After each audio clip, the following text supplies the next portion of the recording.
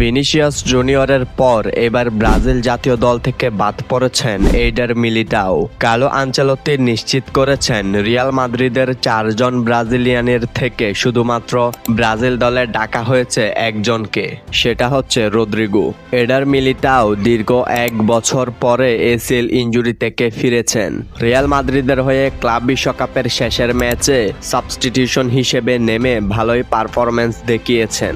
লা লিগার প্রথম ম্যাচেও তার পারফরম্যান্স ছিল দেখার মতো। তবে ইতালিয়ান ডন কার্লো আনচেলত্তি মনে করছেন তাকে আরো সময় দেওয়া দরকার এবং ব্রাজিলের এই দুটি ম্যাচ অতটাও বেশি গুরুত্বপূর্ণ নয়, কারণ ব্রাজিল 2026 বিশ্বকাপে কোয়ালিফাই করে ফেলেছে।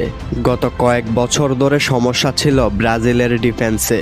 বিশ্বসেরা ডিফেন্ডার গাব্রিয়েল মাগালহ্যাস, এইডার মিলিতাও বা মার্কুইনহুসদের দিয়ে এই ডিফেন্স লাইন ঠিক করা সম্ভব হচ্ছিল না। ডরিবাল জুনিয়র এসেছিলেন, চেয়েছিলেন ডিফেন্স লাইন ঠিক করতে, কিন্তু তিনি পারেননি এবং বিদায় নিয়েছেন।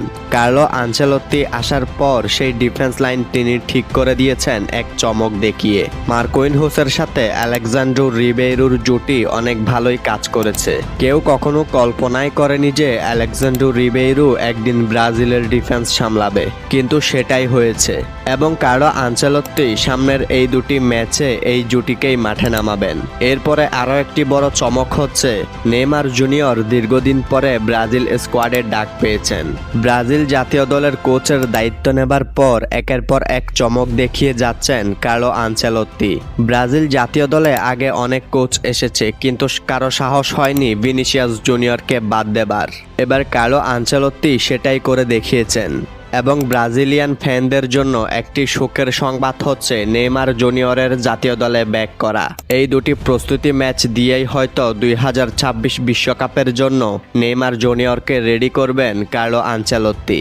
আর একটি চমক খবর হচ্ছে রিয়াল মাদ্রিদ থেকে বাদ পড়েছেন এনরিক ফিলিপে, বার্সেলোনা থেকে জায়গা পেয়েছেন রাফিনহা তার পারফরমেন্স দিয়ে জায়গা পাবেন এটা নিশ্চিত, কিন্তু এনরিক ফিলিপে তার পারফরমেন্সে সন্তুষ্ট নয় কার্লো আনচেলত্তি।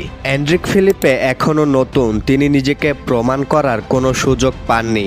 তাকে আরো সময় এবং আরো সুযোগ করে দিতে হবে, তারপর তিনি নিজেকে প্রমাণ করতে পারবে। কার্লো আনচেলত্তি ব্রাজিলের ঘরোয়া লিগ থেকে অনেকজনকেই ডেকেছেন। এর ভিতরে আল হিলাল থেকে থাকতে পারেন মার্কোস লিওনার্দো। ক্লাব বিশ্বকাপে তার পারফরমেন্স দেখার মতো ছিল। ম্যানচেস্টার সিটিকে একাই উড়িয়ে দিয়েছেন তিনি। সান্তোস থেকে থাকবেন নেইমার জুনিয়র, বার্সেলোনা থেকে থাকবেন রাফিনহা, রিয়াল মাদ্রিদ থেকে থাকবেন রদ্রিগো, লিল থেকে থাকবেন আলেক্সান্দ্রো রিবেইরো, পিএসজি থেকে থাকবেন মার্কুইনহুস, ম্যানচেস্টার ইউনাইটেড থেকে থাকবেন ক্যাসিমেরো এবং ম্যাথিউস কুনহা। গাব্রিয়েল মাগালহ্যাসের থাকার সম্ভাবনাও অনেক বেশি। এখন পর্যন্ত এই নামগুলো নিশ্চিতভাবে জানা গিয়েছে।